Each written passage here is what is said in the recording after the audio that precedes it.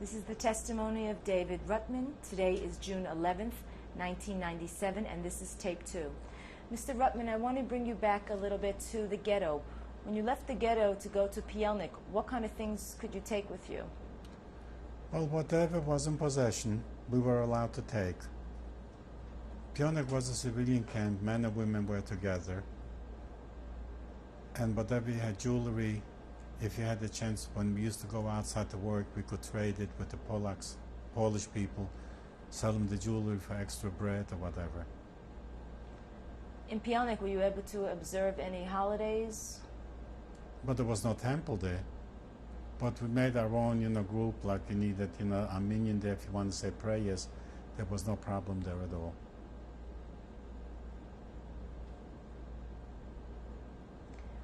When you went on to Auschwitz from Pielnik, what kind of things were you able to take with you there? Whatever was in our possession, we took it with us. But once we got off the trains in Auschwitz, everything was taken away from us. They stripped us from everything, including the clothes.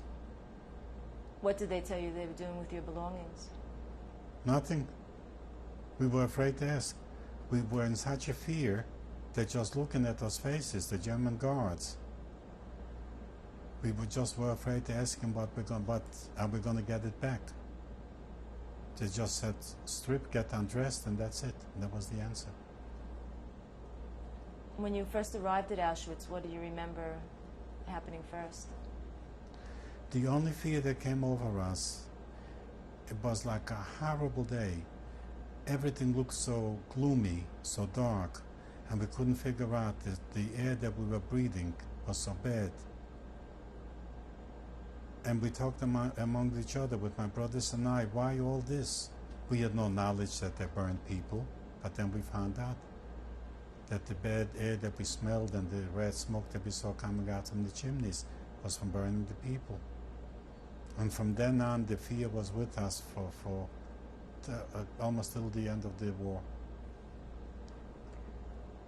Life in the camps were bad. It was bad in Auschwitz, it was bad in Birkenau.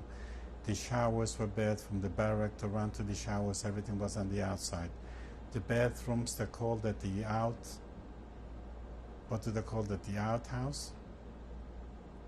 That's what we had, and we had to run. After the shower, we didn't have enough clothes. We used to wrap ourselves around with paper to run back to the barrack.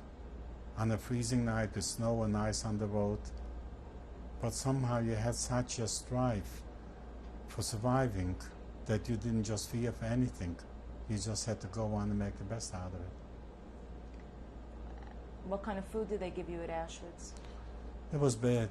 Well, in the morning they used to save time, so we used to get a slice of bread late in the evening to save the time in the morning. In the morning they just gave us a cup of black coffee. And if you were lucky, well, I was a hungry boy. I was only 15 years old, so I used to eat up my slice of bread at night. In the morning, when I was there with my brother Sam and Maya, and I got my cup of coffee, and I looked at them, and they had a slice of bread, so they each gave me a little piece, so I wouldn't walk hungry. Lunchtime, we used to get a soup. We used to look for a potato or something else. There was nothing there. Dinner time, we used to have a soup with horse meat, which I developed a taste for horse meat, and it wasn't bad at all. It was sweet, but at least it filled us up. The food was in very bad taste, but they couldn't care one way or another. Actually walked around all day long, starving. Went to sleep at night, the stomach used to talk to you. Feed me, but there was no way you could get food. It was tough. It's hard to explain, many times when I explain it to my children or grandchildren, that when I think back how I made it is just beyond me. But I keep telling them I was too stupid to understand life. But when you have a goal to survive, you'll do anything in your power to strive to survive. How did you pass the time at Auschwitz? Well, during the day we used to go out for work, and we used to stand up in the morning to be counted, and like a soldier. And you were just feared, like we had a few hundred people waiting their line to line up. You were afraid, am I facing right? Am I standing right? is the God going to like me today? Am I going to walk straight? If He was with you, if you're out of the line, if you didn't follow the steps, they're going to shut you for no reason at all. It was just a horrible way of living. It was just like living with death all the time. Every moment of the day you feared, am I going to make it till tomorrow? In the morning when the bugle was blowing, if you had a bad night, you didn't sleep, and if you slept over a few minutes, you were late. The guards were coming into the barrack to check if you're out for work. And if you're not there on time, bingo, they shot you instantly. A horrible way of living, but we had no choice. What kind of work were you doing? Well, most of the time we were building barracks, so I became a builder. Then I remember one time a German guard, one of the officers, lost a couple of buttons from the jacket, and he held a speech, an announcement actually, who's a Schneider. I knew how to push a needle. I learned that from my older brother, and I raised my hand. And he looked at me, you're so young, you're so small, how could you be a Schneider? I says, look, I learned at the age of 10, it's already 5 years, and I'm a good Schneider. I lied, but I wanted to survive. But I saw the tailoring that it would require to sew back a couple of buttons, which I could do. I sewed down the buttons, and then he showed me that the bottom of the hem opened up. Could you do that? I said, sure. So I became like his pet. He gave me extra food. He gave me a job later on in the kitchen. So I worked in the kitchen, so whatever you couldn't dig out from the bottom of the can, the castle, the big barrel, so it remained for us. So I had an extra treat. So I had a little extra food. And then he told his other officers that we found a Schneider here. If you ever need some little tailoring, he's going to do for us.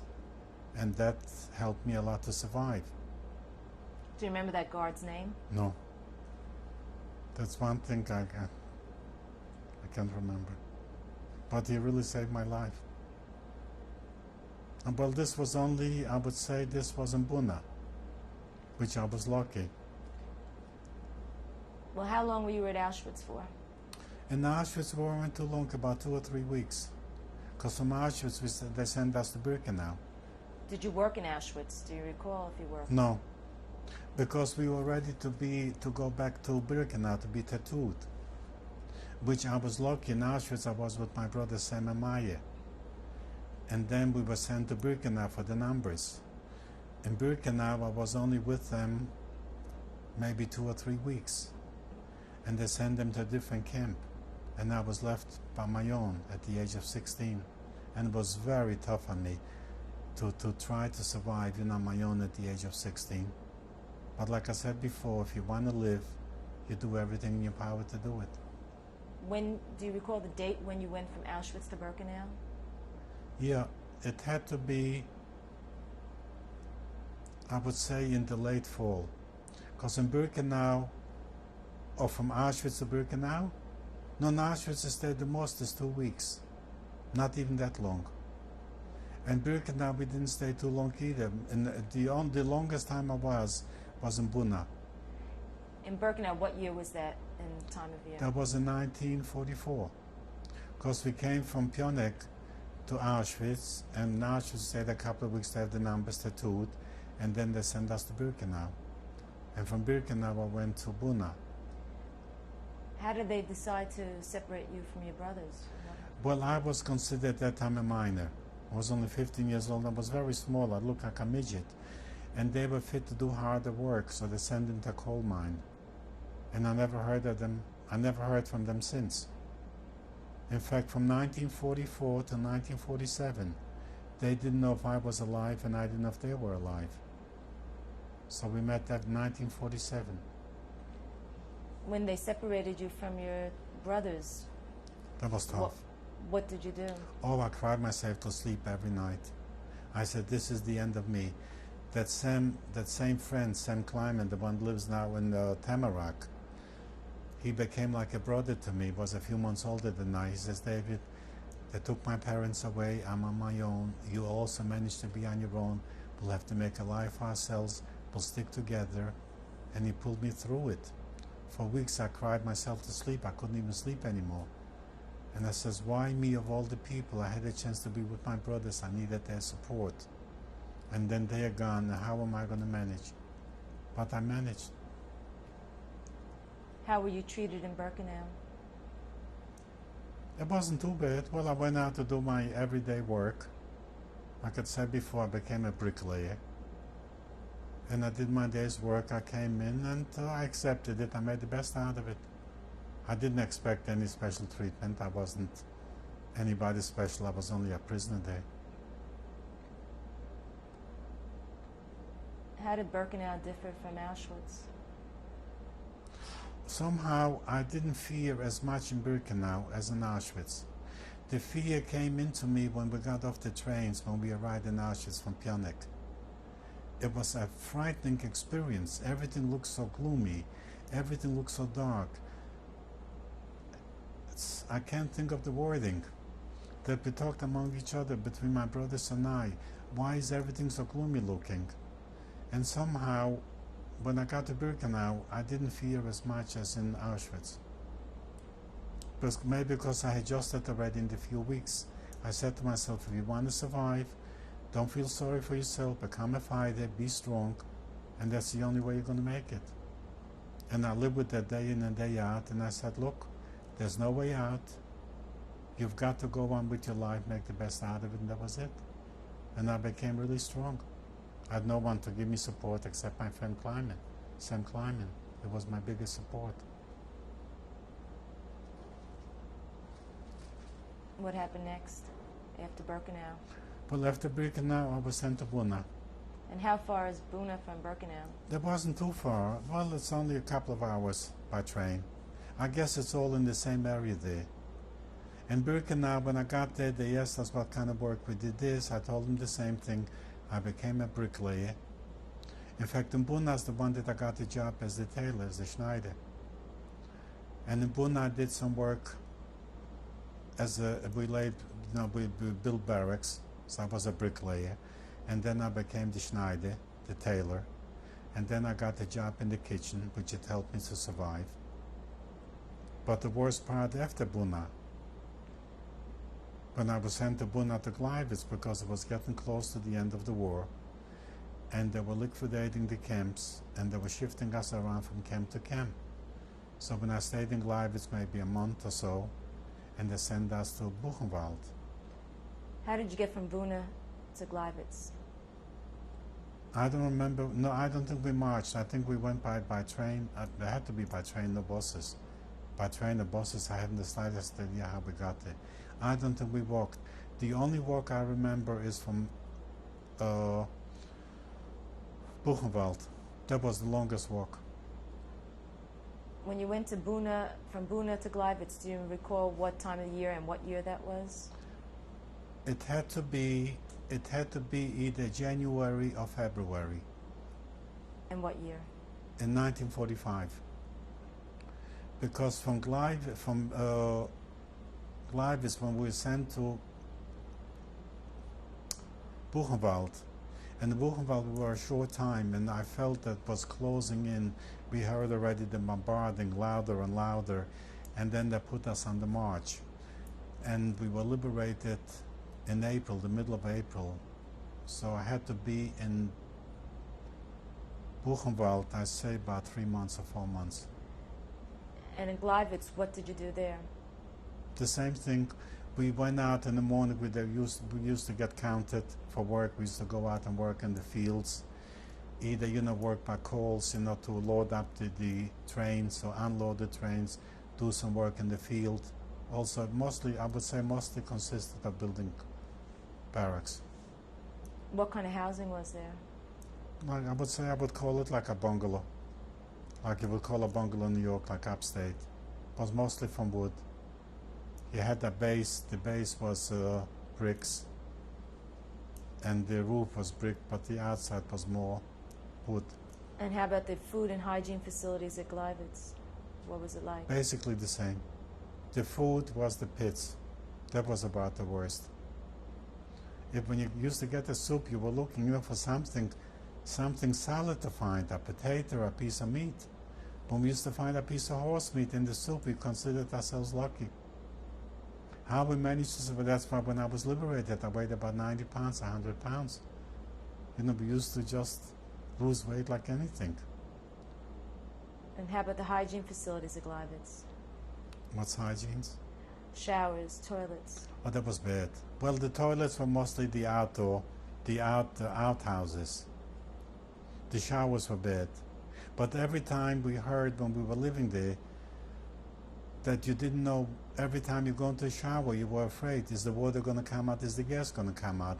But when you are ready, when you go to the left, these are the normal showers. You shower it, like you go to a general place, I don't know what you call it, like 50, 60 guys used to go into the same shower. So when we go to this shower, we'll come out alive. And you go the other way, instead the water gas is going to come out, and that's going to be the end of you. But I guess we were fit to do all the hard labor, so they tried to save us. That's why the younger ones and the elder ones had no chance to survive. They went straight to the gas chamber. What were you thinking in Gleiwitz was happening? It was bad. I just couldn't figure out why they keep maneuvering around from camp to camp. But we spoke to the elderly guys and they told us the only thing I could think of, it seems like the war is getting close because we hear bombarding, come left and right and louder. So it says maybe they're shifting us around from camp to camp because they're afraid, to be caught before. In fact, the truth of the matter is I was shocked when we went on the Death March. And we marched maybe for 2 weeks, day and night. A lot of us collapsed. They were shot instantly. And that morning when we woke up and we saw the American army, and when we woke up, we didn't see the soldiers, the guards. Either they stripped off their uniforms and they got into civilian clothes because they didn't want to get caught by the Americans or the English or the Russians, and we were left alone in the fields. And we saw General Patton's tanks, so we figured that these are the Americans. I couldn't tell the difference between the English and the Americans. And we were picked up by the American soldiers. We were hospitalized. We were liberated on the highway. Before liberation, you said you were at Gleiwitz, and then where did you go from Gleiwitz? From Gleiwitz, we were sent to Buchenwald. Can you tell us what Buchenwald was like? Well, basically, I couldn't figure out from one camp to the other. They all looked alike. The food was basically the same. The facilities were the same. The showers were the same. The barracks were basically the same. So I couldn't tell the difference. One day I couldn't figure out why we were shifted from one to the other. How many people were, how many inmates? Inmates. In a barrack, I would say at least 80 to 100. Some of them were larger because you had the bunk beds. You had the top and bottom. Some maybe occupied 200 people. And how were you treated by the guards there? As long as you walked a straight line and you didn't irritate them, you were safe. But one time I remember I bought the Hollander shoes. I don't know if you know what Hollander shoes are. They're wood shoes. You just slip your foot in and you walk. And we were on the way going out from Birkenau, which I was lucky.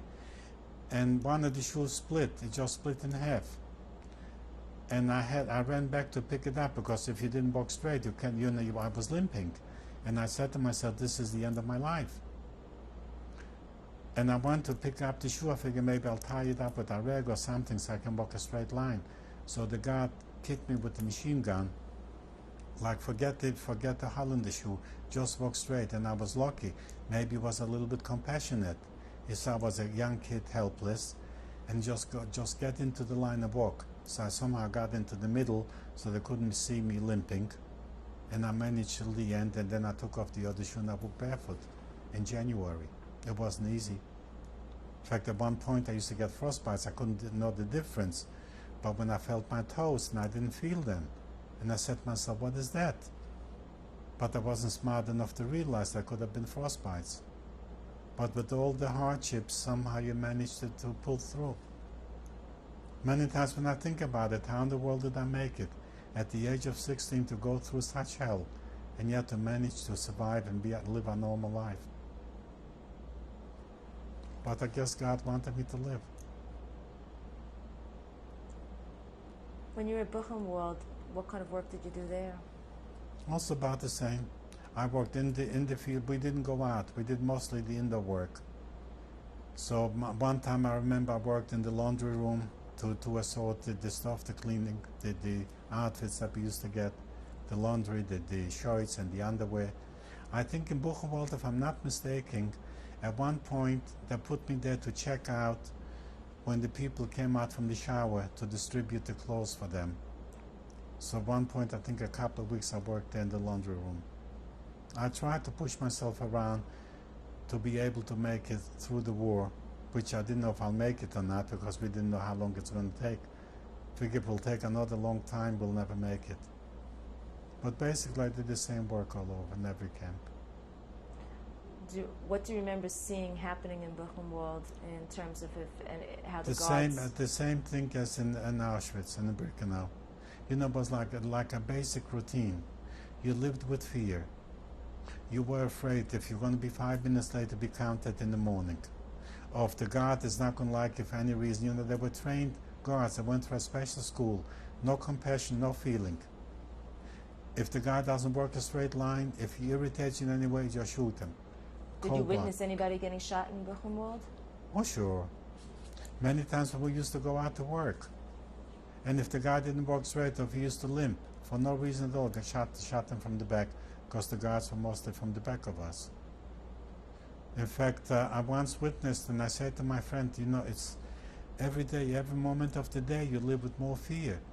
This guy was shot for no reason. Can you imagine if we're going to give them a reason? What's going to happen? It was a dreadful thing to live, you know, from day to day. That's why many times I say to myself, I'm surprised that I'm not a retard. You know, with all the things, what I went through, that I couldn't live a normal life.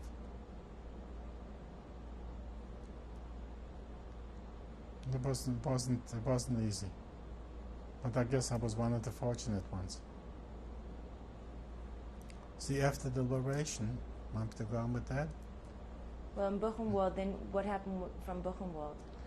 From Buchenwald, they put us on the death march, whatever you called it. Do you remember what time of year and what year that was? Yeah, this had to be sometimes in April. I would say the beginning of April, because we walked for about, I'd say roughly about 10 days to 2 weeks. And walking day and night, without food, without a rest, it was just, I mean, we were falling just like flies. And a lot of us collapsed. So they shot him instantly without, you know, to pick up the body, what's wrong with you, nothing. Just shot you on the bomb. In fact, but I was shocked that they left the bodies there. They didn't even pick him up and throw him on the side. They left and then we continued marching. I say roughly for about 10 days to 2 weeks. And that one morning they decided one night that let's rest up, and they found a highway and they stretched us out like chicken, and we lay down to sleep. And I woke up in the morning, that's when I saw the American Army. I couldn't figure out who they were, but I didn't see the guards anymore. The guards were gone, they disappeared. So I said to my friend Sam, I said, something is wrong here, something is right. We're free. And then the soldiers came over to us. None of them spoke Jewish. One spoke a little bit Yiddish, a couple of words, and he saw that who we were, that we were the prisoners from the Holocaust. And he tried to pick me up. As he picked me up, I fell down. I just couldn't stand. I was weak. So I walked over one of the captains or the sergeant and spoke a little Yiddish. He asked me if I speak Yiddish. I says, that's the only thing I speak. He says, don't worry, I'll take you to a hospital. Took us to a hospital. And if I weighed 90 pounds, I weighed a lot. He was shocked. How could I walk? I says, it's a good thing that we stopped walking that particular night. I couldn't make it another day. And I stayed in the hospital for a nice few weeks, and I gained a few pounds, and they let us go. After the hospital, I came out and I was told that Bergen-Belsen camp has some survivors. So I hitchhiked. I went like that with the finger. I was told that's the only way they pick you up. I passed through the English zones, the American zones, and somehow I managed to get to Bergen-Belsen. When I got to Bergen-Belsen, and I was fortunate, I found there my brother Sam's girlfriend, Dora, and his sister Marley. And they were more than happy to see me. And she says, did you hear anything from your brother Sam? I says, no, because they promised each other if they survive, they'll get married. And I stayed with them for a while. Then after a while, we were told that in Stuttgart, Germany, there's a lot of survivors from Poland. So we went to Stuttgart. Somehow we managed to get there. And when we got there, we had no luck. But we found a lot of survivors, not my family. My family realized, which never made that pact, if any of us survived, we didn't think that we would, we'll meet in my hometown, which we never did, so I remained in Germany. So when we were told that Stuttgart has a lot of survivors, we went there, but we weren't lucky enough. My remaining family decided to go back to my hometown to find some survivors, which they weren't lucky either. A few months later, they found out that Stuttgart has a lot of survivors from Poland. They came there. I was in the park playing soccer. It didn't cross my mind that there's family left there. It's been a nice few months that I never heard from them. A friend of mine came screaming, David, David, your family just arrived here from Poland. I says, my family? The chills went through me. I says, who? Come and see them. I ran back, screaming, and I jumped at them without even asking them. My three brothers, Sam, Jimmy, and Maya, my sister-in-law Ida, my brother, Maya's wife, and her two brothers. As I'm kissing them and hugging them, my brother Maya said, you know, a young kid just kissed me and hugged me, and I don't know who he is. I looked at him and I says, Maya, I'm your kid brother, Dufchu. You didn't see me for 2 years. I put on weight and I grew a lot. How can you not recognize me? And I said to him, I only wish that I had tears. I could cry. My tears are all dried out. And I'm talking to him and I'm trying so hard to cry. He says, don't cry. Now we're together. We're going to be together from now on, all of us. And we remained in Stuttgart till 1947. In April 1947, we were fortunate. We immigrated to America. My brothers and I. We came to America. I stayed in Hayas for a while. Then they said, no, you know what Hayas is. We stayed there. Can I continue? We stayed in Hayas for a few weeks. Then they told us, you have to go and find an apartment. You're on your own. Not a word of English. It was very tough. I went to night school for a couple of years to pick up the language. I figured I'm 20 years, that this is going to be my life, and I'll make a life for myself here. I went to night school. I tried to learn as much English as I could. Luckily, I went to a dance one Saturday night, and I met this pretty girl, and we were dating for a while. And in 1951, we decided to get married. We're going to stop the camera and change the tape. Okay. So how am I doing?